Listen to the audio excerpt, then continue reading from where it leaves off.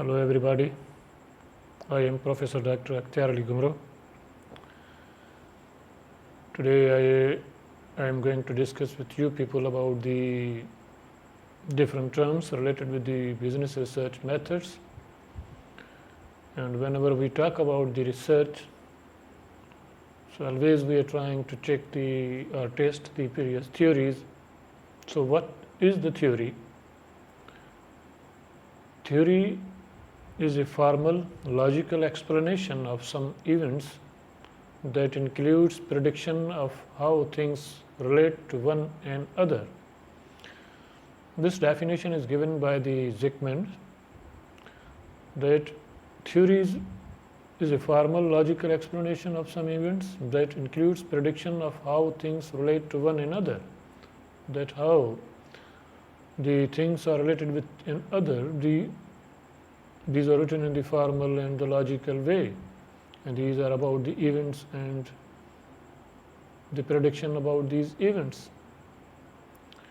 Another is, the definition is what is the theory? Theories are explanations of a natural or social behavior, event or phenomenon. More formally, a scientific theory is a system of constructs, means concepts, and propositions, means relationship between those constructs, that collectively presents a logical, systematic, and coherent explanation of phenomenon of interest within some assumptions and boundary conditions. So theories should explain why things happen rather than just describe or predict.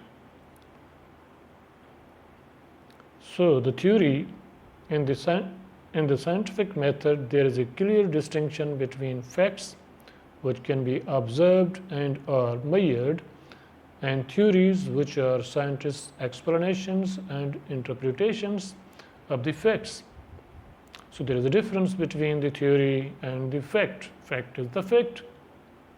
Whatever is the fact, everyone has to accept it. But the theories are different opinions of the people, and these opinions vary from person to person. So that is why we can say that in the scientific method, the distinction between facts which can be observed, means facts can be tested whether it's right or wrong, and theories, these are the persons or the scientists' explanations and interpretations of the facts. So again, another definition or explanation of the theory, that what is the theory?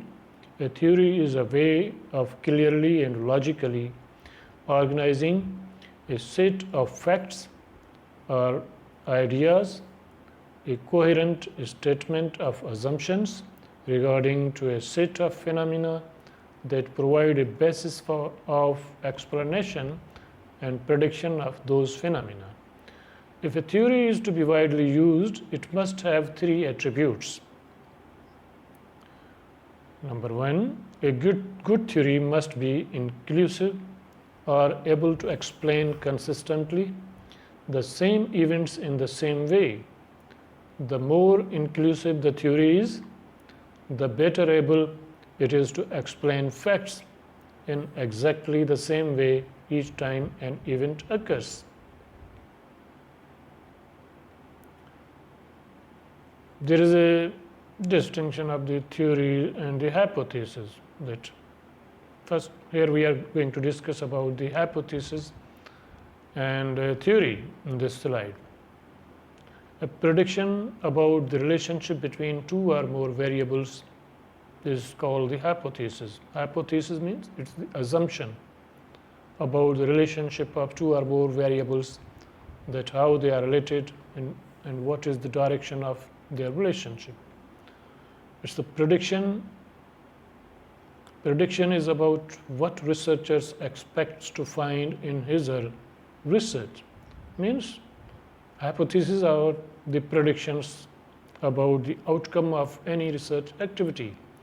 that what we are expecting, that when we conclude or complete our research, what will be the result. So these are simply the predictions. Hypotheses are also more specific than theories. They are very specific as compared to the theories. Then a theory could have many different hypotheses. Any theory may have more than one hypothesis. If the hypotheses are offered by the theory or confirmed, the theory is supported. If someone has conducted the research by developing the hypothesis, and if the results of that research supports the hypothesis, then we confirm the theory that yes, the theory is correct or incorrect, depending on the results of our research. If the hypothesis offered by the theory are rejected, the theory is not supported and should be re-evaluated through further research. So the hypothesis is the prediction about any relationship between the variables or among the variables, and theory contains many hypotheses most of the times, and theories can be tested. By developing the hypothesis, we can test the theories. If our results are supporting our hypothesis, then we support the theory. If our results are not supporting the theory, hypotheses are not supporting the previous held views, then we reject the theory. So the hypothesis is a statement about a population developed for the purpose of testing. In most cases, the population is too large that it is not feasible to study all items in the population. So we can therefore test a statement to determine whether the sample does or does not support the statement concerning the population.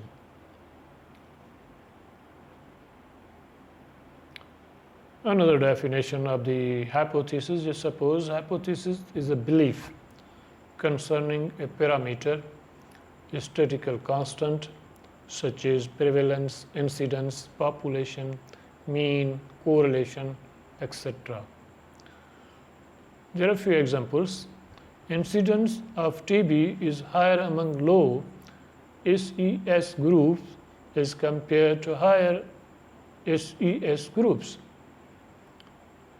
Incidence of lung cancer is higher among smokers as compared to non-smokers. So, from these two examples that someone has developed these hypotheses that TB is more among those who are the smokers as compared to the non-smokers, or the lung cancer is more among the smokers and as compared to the non-smokers.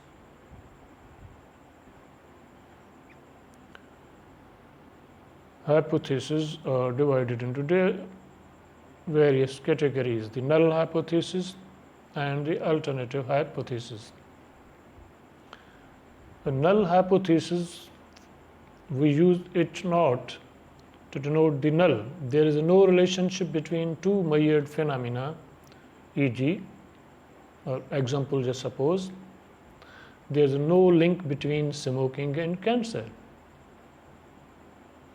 Null hypothesis can never be proven. It can either be rejected or fail to reject. So whenever we talk about the null hypothesis, which is shown with the H naught, here we always try to mention that there is no relationship between two measured phenomena. If we are taking the relationship of the lung cancer and smoking, so when we write that there is no link between smoking and cancer, so we say we are using the null. And the null is, we cannot prove it. We can either reject it or fail to reject it. Alternative hypothesis. A hypothesis to be adopted if the null hypothesis implied to be highly implausible i.e., the hypothesis to be accepted if the null hypothesis is rejected. We show the alternative hypothesis by H1 or by giving the numbers. There is a significant link between smoking and cancer. So most confusing phrase in research, fail to reject null hypothesis. There is confusion among the people in the research. So these are the two major types of the hypothesis, the null and the alternative. Most of the times researchers write both null and the alternative statements.